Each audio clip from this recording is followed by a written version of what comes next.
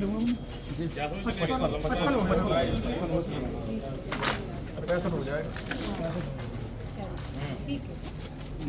लग रहा है, किस तरह का आप क्षेत्र में घूम रही हैं? मैं समझती हूँ कि लोग आ रहे हैं मतदान करने के लिए, पर कहीं कहीं पे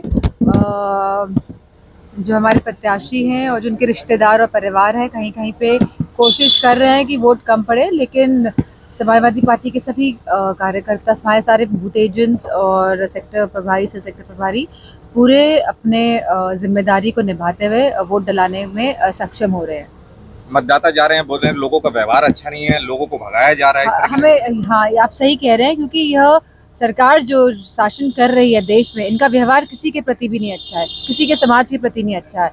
तो मैं समझती हूँ ये बहुत ही असुर प्रवृत्ति के लोग हैं जो अब शासन में आ गए हैं, और कहीं ना कहीं जहाँ लोकतंत्र को समाप्त करने की इन लोगों की साजिश है, कहीं ना कहीं जहाँ मताधिकार का प्रयोग करने से रोकने की इन लोगों की साजिश है, और कहीं ना कहीं संविधान को भी खत्म करने की इन लोगों की साजिश है।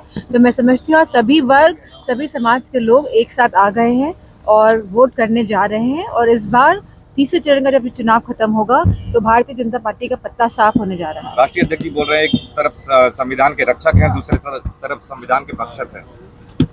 मैंने भी यही बात बोली है कि जहां हमें ये लोकतंत्र, संविधान और परिवर्तन लाने की जो लड़ाई है, तो इसमें सभी लोग बढ़ चढ़कर हिस्सा ले रहे हैं और बदलाव की तरफ पूरा देश कदम आगे बढ़ा रहा है। कई जगह देखा गया है कि जो सपा के हैं उनका बस्ता फेंक दिया गया है और लोगों को मतदान करने नहीं दिया जा रहा, रास्ते से लौटा दिया गया है। जी हाँ, क्योंकि बौखलाहट में कहीं ना कहीं, क्योंकि बम्पर जीत होने जा रही है इस मैनपुरी से समाजवादी पार्टी की और आसपास के क्षेत्रों में भी, तो कहीं ना कहीं ये बौखलाहट का प्रतीक है। ये चीजें जो कर रहे हैं, हरकतें जो कर रहे हैं, जो असंवैधानिक है। क्या लग रहा है? प्रोफेसर साहब कह रहे हैं कि राम मंदिर को लेकर चर्चा चल रही थी। प्रोफेसर साहब कहना है ये लोग केवल वो कर रहे हैं, ड्रामा करते हैं, इनको कोई राम पूजा से कोई मतलब नहीं रहता, इस तरह के बयान दे रहे हैं।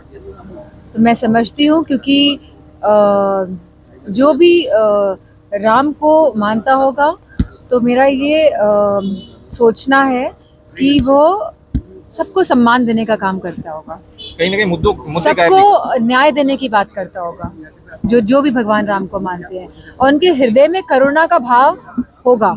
लेकिन ये लोग बहुत ही अलग प्रवृत्ति के लोग हैं, और ये खाली नाम का प्रयोग करके वोट बटोरने की राजनीति का जो प्रयोग हो रहा है। मैं समझती हूँ आज इतनी बेरोजगारी है, आज इतनी महंगाई है, आज रुपया लगातार मार्केट में गिर रहा है, इंटरनेशनल, आज हमारे देश के ऊपर जो कर्ज है वो लगातार बढ़ रहा है, और जहाँ ये कुछ पूंजीपतियों की सहायता कर रहे हैं, वहीं आज हमारा किसान मर रहा है, आज परेशान है। तो मैं समझती हूँ ये लड़ाई संविधान और लोकतंत्र को बचाने की लड़ाई है, हमारे हमारे अधिकारों को बचाने की लड़ाई है। लगता नहीं कि इस बार चुनाव में मुद्दे भटकाने का प्रयास किया जा रहा है? लगातार जब चुनाव आए हैं 2014 से, चाहे वो विधानसभा चुनाव हो, चाहे वो लोकसभा चुनाव हो, मुद्दों से भटकाने की बात लगातार ये सरकार करती आई है। लेकिन आज क्योंकि सभी वर्ग और सभी समाज के लोग आज कहीं ना कहीं आहत महसूस कर रहे हैं, कहीं ना कहीं उपेक्षित महसूस कर रहे हैं, कहीं ना कहीं सभी पे दबाव की राजनीति का प्रयोग हो रहा है, क्योंकि कोई समाज और कोई वर्ग बच नहीं रहा है इससे। तो मैं समझती हूँ लोग बदलाव के लिए और लोकतंत्र को स्थापित करने के लिए इस बार बदलाव की राजनीति के लिए वोट करने जाएंगे।